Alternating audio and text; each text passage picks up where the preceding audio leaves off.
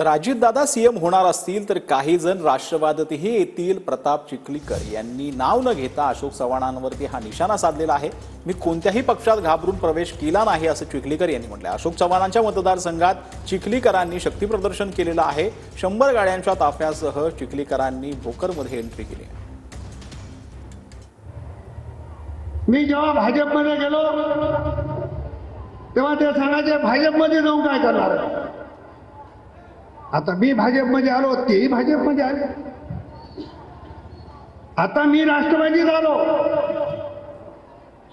आणि चुकून जर अजितदादा राज्याचे मुख्यमंत्री होणार असतील तर कदाचित तेही राष्ट्रवादीमध्ये येतील.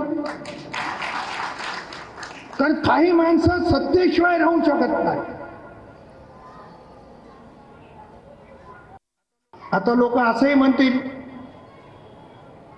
की प्रताप पाटील काल राष्ट्रवादीमध्ये आले आणि पक्षाला एकनिष्ठ राहा सांगतायत, हेच स्वतः पक्ष बदलतायत.